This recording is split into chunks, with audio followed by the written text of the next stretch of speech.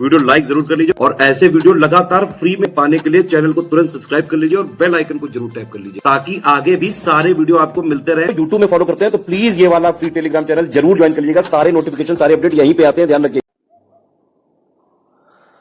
नमस्कार साथियों, स्वागत है आप सभी का स्टडी फॉर सिविल सर्विसेज में। ये क्लास है हमारी मॉडर्न इंडिया की और मॉडर्न इंडिया में टॉपिक हमारा चल रहा था सामाजिक तथा धार्मिक सुधार आंदोलन तथा उनसे जुड़ी संस्थाएं। उसको हमने पूरा कंप्लीट किया। अब हम देखेंगे कि इस टॉपिक से जुड़े जो प्रीवियस ईयर क्वेश्चंस हैं वो कौन कौन से हैं और पेपर में क्या क्या फैक्ट जो है सीधे सीधे पूछे जा चुके हैं, जरा इसकी हम बात करेंगे। चलिए, पहला फैक्ट देखिए।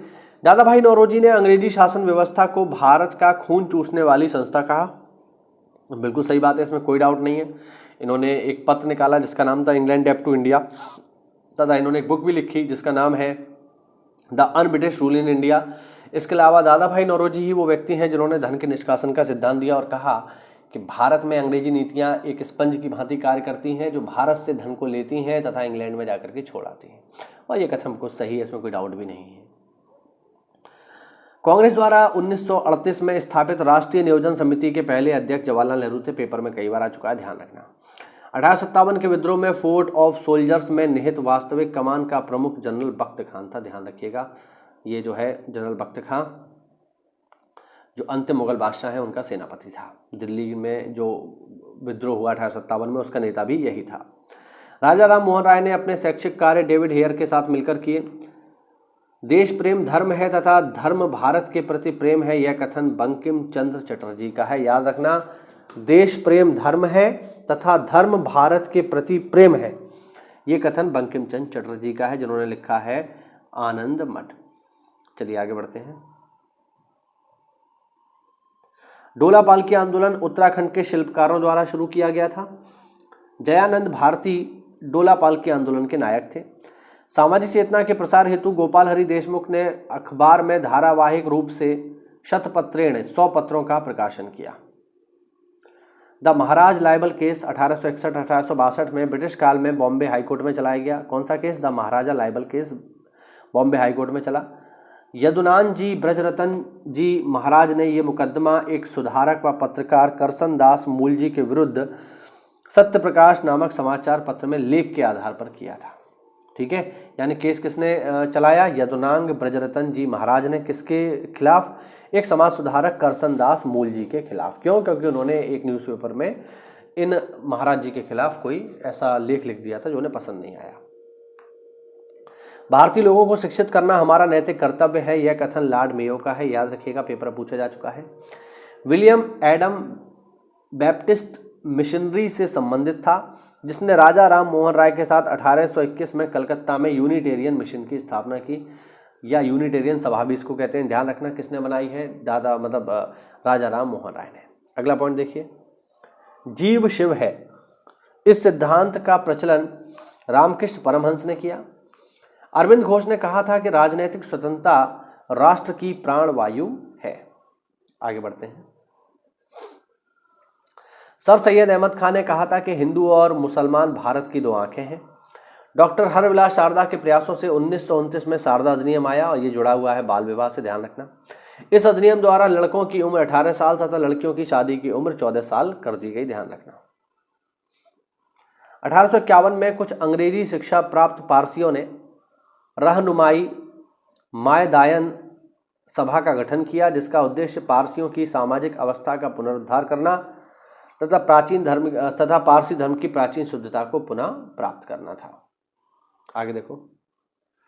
बंगाली लेखक भूदेव मुखर्जी ने पहली बार यह सुझाव दिया कि हिंदी को भारत की राष्ट्रीय भाषा के रूप में अपनाया जाए। भूदेव बनर्जी, याद रखना, इंपॉर्टेंट है। स्वामी विवेकानंद ने कहा था कि भारत को पुनः एक होना होगा तथा अपनी शक्ति से विश्व को विजित करना होगा।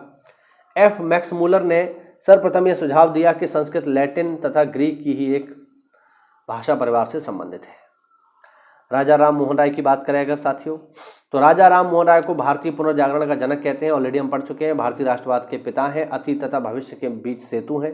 भारतीय राष्ट्रवाद के जनक हैं, आधुनिक भारत के पिता हैं, प्रथम आधुनिक पुरुष तथा युगदूत उन्हें कहा जाता है। मुगल बादशाह अकबर द्वितीय ने राजा राम मोहन राय को राजा की उपाधि के साथ अपने दूत के रूप में 1830 में ब्रिटिश सम्राट विलियम चतुर्थ के दरबार में भेजा अपनी पेंशन बढ़वाने के लिए। मैं आपको ऑलरेडी पढ़ा चुका हूँ। ब्रिटेन के ब्रिस्टले में 27 सितंबर 1833 में राजा राम मोहन राय की मृत्यु हो गई। वहीं पर इनकी उपाधि मतलब समाधि है। शिक्षा के क्षेत्र में राजा राम मोहन राय अंग्रेज शिक्षा के पक्षधर थे, मैं आपको बता चुका हूं। उनके अनुसार एक उदारवादी पाश्चात्य शिक्षा ही अज्ञान के अंधकार से हमें निकाल सकती है तथा भारतीयों को देश के प्रशासन में हिस्सा दिला सकती है। उन्होंने मूर्ति पूजा, बाल विवाह तथा सती प्रथा जैसी कुरीतियों का विरोध किया। आगे बढ़ते हैं। 1820 में राजा राम मोहन राय ने प्रीसेप्ट ऑफ जीसस नामक पुस्तक लिखी, जिसे उन्होंने न्यू टेस्टामेंट के नैतिक तथा दार्शनिक संदेशों को उनकी चमत्कारिक कहानियों से पृथक करने का प्रयास किया। राजा राम मोहन राय ने सती प्रथा का विरोध किया।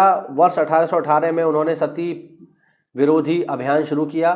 1829 में लॉर्ड विलियम बेंटिक ने एक कानून बनाकर सती प्रथा को गैर कानूनी घोषित कर दिया।